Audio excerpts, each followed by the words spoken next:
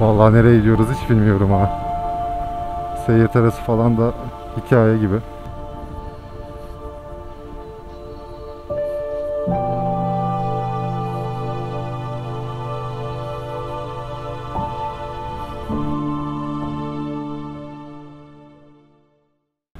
Selamlar herkese. Şubat ayının yine güzel bir gününde. Bugün hava 19-20 derece. Küçük bir günübirlik tura çıktık. Şu an dağlardan eski Bursa yolundayız. Nereye gidiyoruz? Muradiye Sarnıç tarafına gidiyoruz. Mustafa Kemal Paşa'nın üstü. Orada küçük bir tesis var. Bir şelale var. Belki oradan farklı yerlere de geçebiliriz. Çünkü kısa bir yol. Ortalama 80-90 kilometre. Tabii ki de arkamda şuradan görebileceğiniz üzere yine Ortim var. Talha hocamla birlikteyiz. Buradan nereye? Maksimum'da değil mi? Heh, doğru. Burası köpekli bir bölge. Bazen, yani çoğu zaman hiçbir şey yapmıyorlar. Ama mesela geçenlerde, ne zaman bir ay önce falan geçenlerde dediğimde tam böyle virajın oraya yatmışlar. Ben virajı alırken hepsi üstüme çullandı. Bir şey olmadı da tabii. İnsanı panik yaptırabiliyor. Şubat diyorum ama artık yani Şubat'ın da sonu geldi. Mart'ın neredeyse başındayız. Havalar ısınmaya başlayacak gibi duruyor. Bugün kandil ya, çocuklar ip gelmişler. Şimdi o ipi gererseniz ben düşerim. Ne diyorduk? Havalar artık ısınmaya başladı. Biraz ortalık yeşillense bu yol yazın efsane oluyor. Talha hocam çok merak ediyordu oradaki Suçlu Şelalesi'nin, kendisi nerede? Arkamdaymış. Bayağıdır gidelim diyordu. Fırsat bu fırsat. Biz de gidiyoruz. Yine ufaktan bir esinti var, duyabildiğiniz üzere. Bakalım, oraya bir gideceğiz. Bir iki yemek yeriz, geziniriz. Oradan da başka yerlere geçebiliriz. Açıkçası o tarafları hiç bilmiyorum. Yani nerede ne vardır, nereye gitmeliyim bakmadım da. Hani şeye de bakmadım, Wikilo'ya da bakmadım. Belki oradan güzel bir rota yapan birileri olmuştur ama biraz acele karar vererek gittiğimiz bir şey oldu. Neyse, zarar gelmez. Zaten önemli olan yol yapmak. Şimdi biraz ilerleyelim. Yol üzerinde görebileceğimiz bir şeyler var mı düşünüyorum. Yok burada. Güzel virajlar var. Güzel manzaralar var. Zaten bunları ben size göstereceğim. Bak şu yolu yeşil hayal edin. Çok güzel oluyor. Şimdi de güzel tabii de. O zaman ayrı bir güzel. Sizi biraz yolla baş başa bırakayım. Gideceğimiz yere yaklaştığımızda tekrar oradan devam edeceğiz.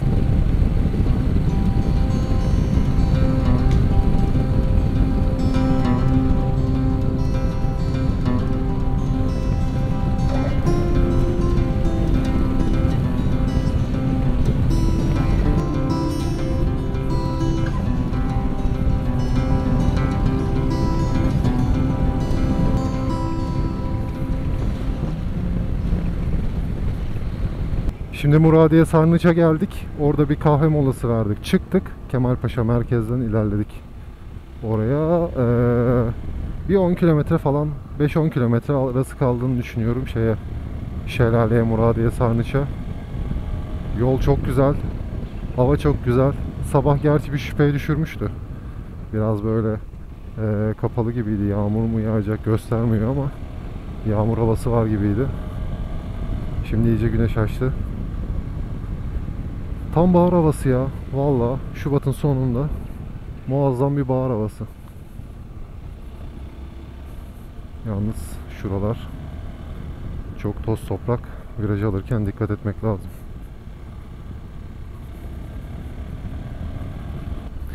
Bayağı tek şeritli yol ya. Buraya gelirseniz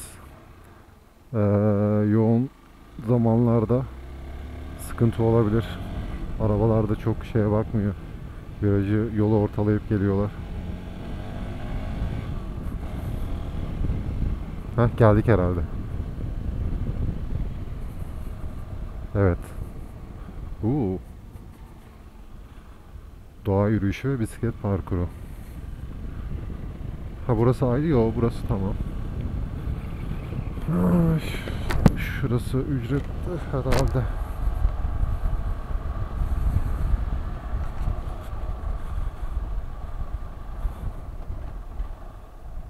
Kolay gelsin. 2 kişi 46 lira. 23 liradan iyi.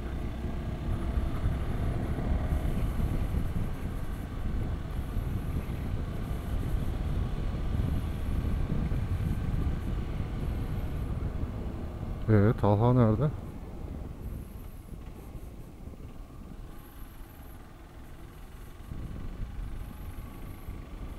Geliyor.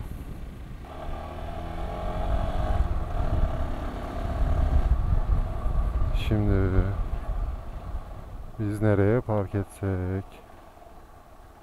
Ha, motosiklet park alanı, süper.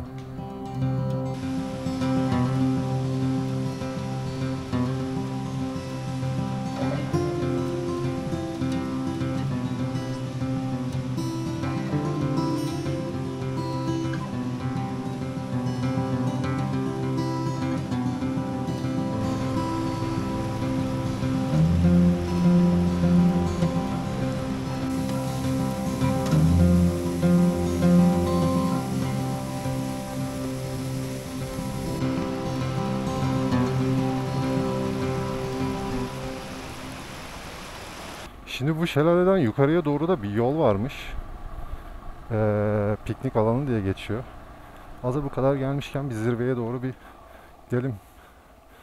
Yol kötü.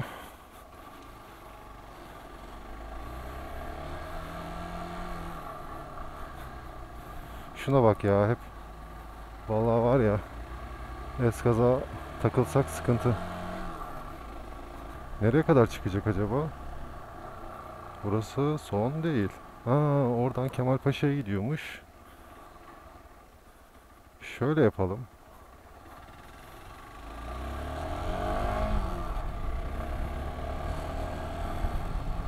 Şöyle biraz daha yukarı çıkalım. Buradan aşağıya bağlanıyordur. Bundan sonrasında yol yok. Dur bakayım, sorayım. Gidelim mi biraz? Gidelim mi biraz? Abi haritada ne gösteriyor? Haritada kapalı, yani açmadım. Deneyelim gidelim olmadı. Oğlum harita dedin de aklıma geldi. Ben telefonu ne yaptım lan? Kıç cebimde. Tamam. Şunu şuraya koyayım da sonra bir yerde unutmayayım.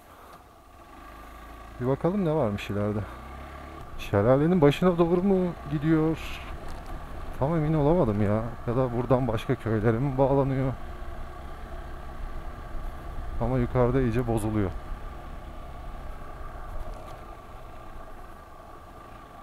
Şimdi araba durdu yanımızda da, yukarıda dedim ne var? Onlar da bu taraftan geliyordu. Seyir terası varmış ama biz bulamadık dedi. Ha, çukurlar.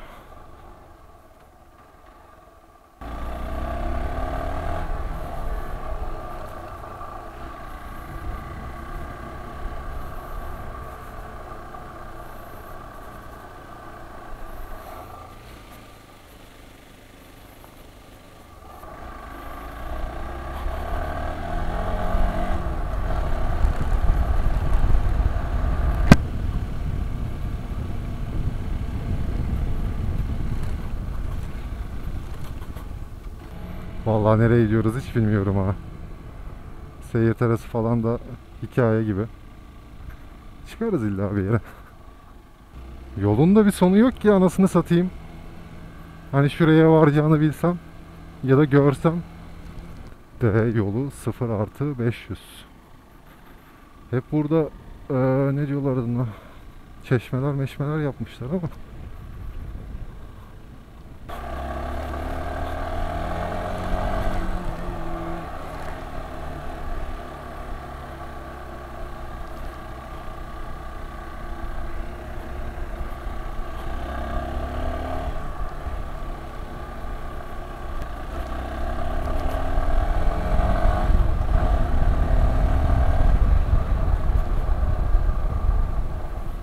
Şimdi geldiğimiz yoldan geri dönüyoruz. Yukarı git git git git bitmedi. Belki 10-15 kilometre gittik. Herhangi bir seyir terasına işaret eden bir şey yoktu.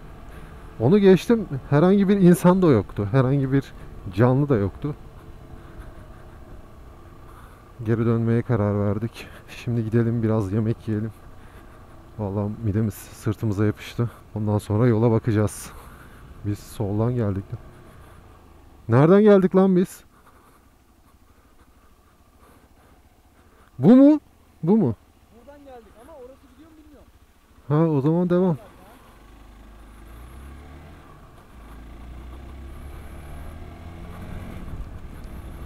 Hiçbir şey de çekmiyor. Telefonu da kapattım. Bir önceki videomda internetsiz kaldığımdan harita çalışmamıştı. İzleyenler hatırlar. Sonra Guru Map'i buldum. Söylediğim gibi yazılıyor. Guru Map. Offline gayet güzel. Her türlü GPX dosyasını da atabiliyorsunuz. Yani TET rotası olsun, Wikilog'dan indirdiğiniz herhangi bir rota olsun. Bir de alternatif güzergahları da gösteriyor. Onu da geçtim. Mesela yol moduna veya işte ara yollar moduna, köy yolları modu gibi bir şey var. Onu alıyorsunuz. O zaman yolu daha uzatıyor. Daha aradan dereden götürüyor sizi. Güzel. Şu an memnunum. Buraya gelirken onu kullandım. Gayet taş gibi de gösteriyordu. Öyle bir program arayışı olan varsa kullanabilir. Hava gerçekten sıcak oldu. Şu an içimde kazak, montun içliği, bir de mont var. Şu an bir ufaktan bunaldım, ne yalan söyleyeyim. Yani bugün o şelale yolunda bir ara kameramın şarjı bittiği için çekemedim onları da. Harley Davidson'ından tut da işte Enduro'suna, Adventure'ına kadar, Racing'ine kadar hatta her türden motor vardı. Havayı güzel bulan çıkmış turuna. Baksana şu havaya ya. Sanki Nisan'ın ortasındayız. Bu seferki video biraz kısa bir video oldu. Farkındayım. Dediğim gibi böyle küçük çaplı bir gezintiye çıktık. Sürüş keyfini yaşadık. Sizi güzel yol manzaralarıyla baş başa bırakacağım bir süre daha. Abonelik ve beğeniniz için de şimdiden teşekkürler. Yeni videolarda, yeni gezilerde tekrar görüşmek üzere. O zamana kadar kendinize iyi bakın.